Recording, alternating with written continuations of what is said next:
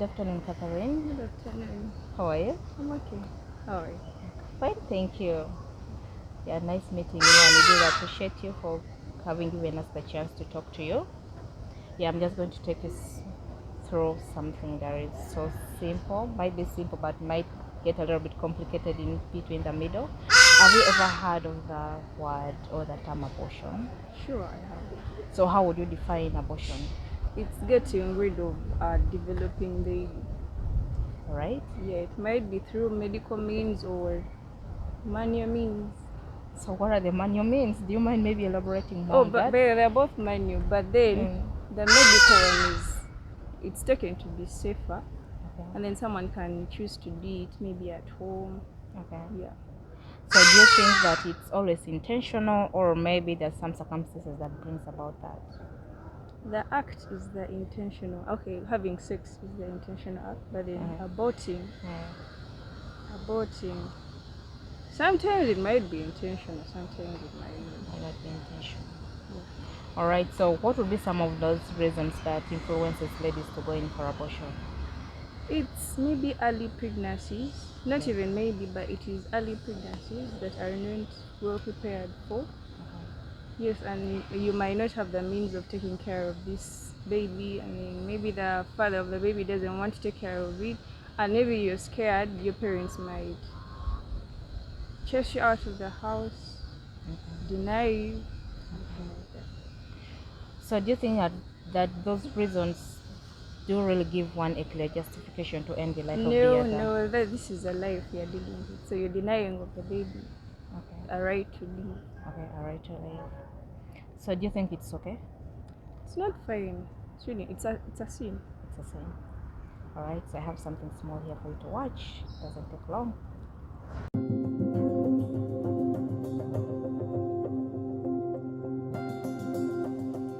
My name is Dr. Anthony Levatino. I'm a practicing obstetrician gynecologist, and I've performed over 1,200 abortions. Today I'm going to describe a first trimester surgical abortion called suction D&C, dilatation and curettage. This is the most frequently performed abortion and is used typically from 5 to 13 weeks of pregnancy. After administering anesthesia, the abortionist uses a speculum like this. This is placed inside the vagina and opened using this screw on the side, allowing the abortionist to see the cervix, the entrance to the uterus. The cervix acts as a gate that stays closed for the duration of pregnancy, protecting the baby until it is ready for birth. The abortionist uses a series of metal rods called dilators, like these, which increase in thickness, and inserts them into the cervix to dilate it, gaining access to the inside of the uterus where the baby resides. The baby has a heartbeat, fingers, toes, arms, and legs, but its bones are still weak and fragile. The abortionist takes a suction catheter like this one. This is a 14 French suction catheter. It's clear plastic, about 9 inches long, and it has a hole through the center. It is inserted through the cervix into the uterus. The suction machine is then turned on with a force 10 to 20 times more powerful than your household vacuum cleaner. The baby is rapidly torn apart by the force of the suction and squeezed through this tubing down into the suction machine, followed by the placenta. Though the uterus is mostly emptied at this point, one of the risks of a suction D&C is incomplete abortion, essentially pieces of the baby or placenta left behind. This can lead to infection or bleeding. In an attempt to prevent this, the abortionist uses a curette to scrape a lining of the uterus. A curette is basically a long-handled curved blade. Once the uterus is empty, the speculum is removed and the abortion is complete. The risks of suction D&C include perforation or laceration of the uterus or cervix, potentially damaging intestine, bladder, and nearby blood vessels, hemorrhage, infection, and in rare instances, even death. Future pregnancies are also at a greater risk for loss or premature delivery due to abortion-related trauma and injury to the cervix.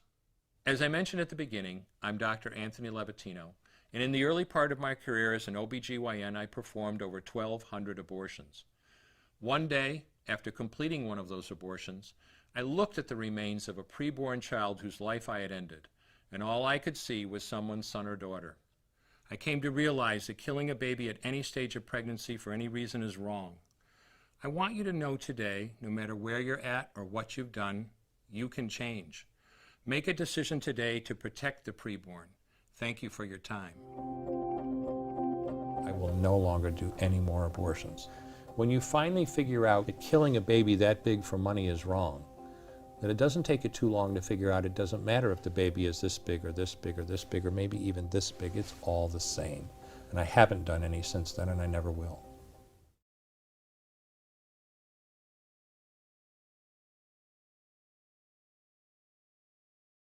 Thank you. What do you have to say? I've seen what takes place during abortion, the process. The process. Of surgical, is it surgery? Yes, it's the surgical procedure of abortion. Yeah. And then he's sorry for taking all those lives. Okay. I think it can damage the person aborting. Okay. It's really, I don't know, it's scary.